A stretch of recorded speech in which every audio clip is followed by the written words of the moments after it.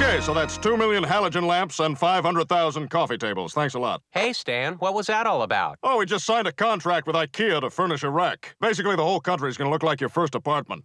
I like this. It fits with our hip 20-something lifestyle.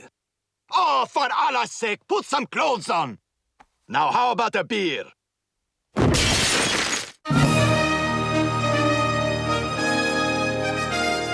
American Dad is a sitcom that's really over the edge. I sort of think of this show as terrorism done by comedy. It can go about anywhere, and it really very regularly does. The great thing about American Dad is it's about everything. It can be about anything.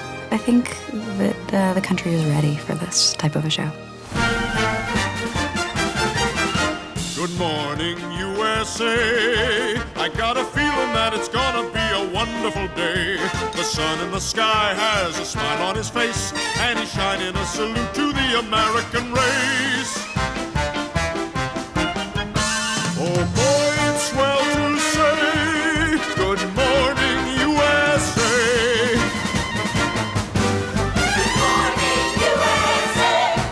We started when Family Guy was canceled, and we didn't know if we were going to be back. Seth called. He had the main idea for the main character and a liberal daughter. Stan and Haley came first. They're the Archie Bunker and meathead of the family. And the rest of them kind of emerged after that. The task with that, really, to create characters that would be as dynamic as you see on Family Guy, but not duplicate of what you see on Family Guy. I know, I'm a douchebag. When Barker and Weissman and I were developing American Dad, it was actually right in the middle of the election, and we thought the time is ripe for another All in the Family of sorts. You know, that takes advantage of the polarized state of the country and gets some laughs off of it. We're at Terror Alert Orange, which means something might go down somewhere in some way at some point in time, so look sharp. It really was just a manifestation of our political frustration and then figuring out the funniest way to explore what was bothering us. This is the first time the threat level has been blue, same color as my handsome co-anchor's eyes. Stop. Come on now, we've talked about this. Learn to take a compliment. It's a show that's designed to draw more from current events and headlines at the core than Family Guy is. This office is permanently closed. What are you saying? I'm saying you're fired. Oh, for God's sake, somebody pay Mr. Trump. With American Dad, it's something that we intended to do from the beginning. I mean, you see Stan opens the door every morning, and the headline on the newspaper that he sees is oftentimes something that's going on at the moment. Those are written at the last minute so that they can be pretty current. On the one hand, we have more left points of view a lot among us. We also kind of try to capture that right-wing point of view, so we all kind of have a shared experience. So, what part of Islam do you hail from? Well, my parents were from Iran, but I was born in Cleveland. Really? You know, we also have a Cleveland here in America. And it'd be just super if you didn't blow it up. It's no coincidence that the animated shows that seem to do well in prime time are about families.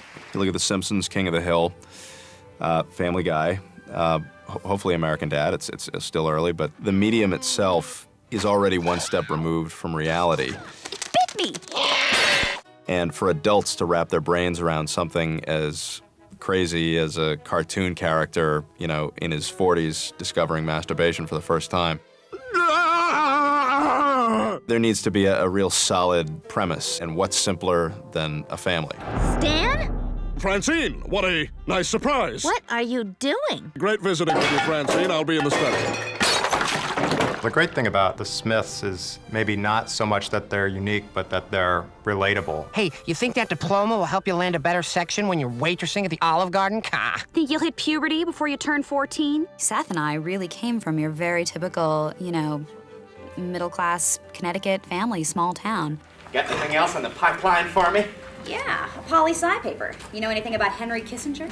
Well, all I know is that he's Jewish, but if you get me some Susie cues, I can probably stretch that into about 12 pages. And taking these family situations and taking them just to the next level, to the point of absurdity, to the point of complete and utter dysfunction, it definitely sort of shines a light on just the fact that maybe not all families are like the families in Full House or Growing Pains. It's really hard for me to know what's typical anymore. I mean, I think this family cares about each other in their own way. FYI, your roll-on really worked wonders on my roids. A lot of it has to do with the fact that it's a cartoon.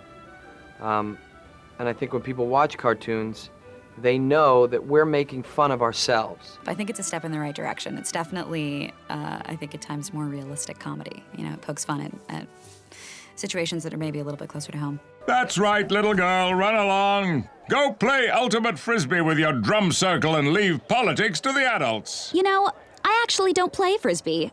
I guess the CIA got their intel wrong. Again.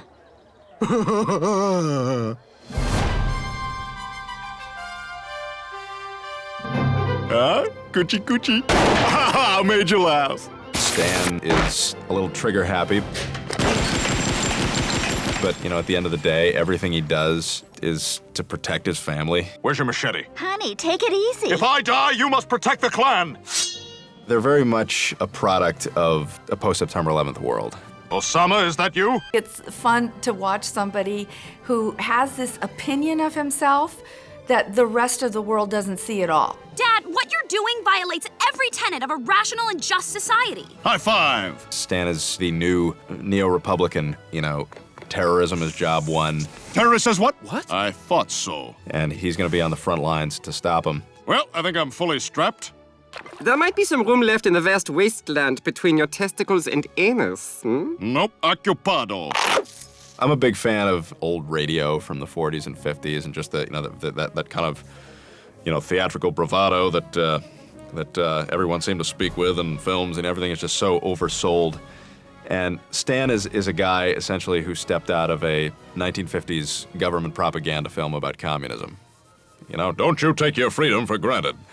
You know, he's that guy, and you know, where does the host of a propaganda film go when he goes home at night? America is the greatest country in the world. Nay, the universe. Stan is probably the most physically taxing voice. Say what? There are days when I regret not casting somebody else in that role because I leave the booth and I can't even talk. Wendy Shaw was so funny and just so clearly the mom, and such a great balance for Stan, who's so intense, and she's just so, you know, wide-eyed and optimistic and upbeat. Stan, you're so stressed. You want me to make you happy with my mouth? Yeah, I guess so. Francine is the voice of morality, but really, I think she's just a codependent, you know? I think she's the one that makes it possible for Stan to just keep being bad. A terrorist detainment camp theme party? You don't think we'd really lock up our neighbors, do you? Chicken satay, you filthy evildoers. There's never any thought of her abandoning anybody. You know, she just gets mad for the minute and then goes right on. You just ran through a crosswalk! No, I didn't. Hello, Mr. Perkins. Spray him. Spray him a little. That'll loosen him up. She was a bad girl. Hey, old lady! Party! She was a drinking, partying kind of girl. I need a shower. Great Grizzly Adams, who fired the gardener? You have to bring into question what made her sort of calm down and decide to be this wife mother. I bought you all presents. A donation for my homeless shelter. Good morning, USA.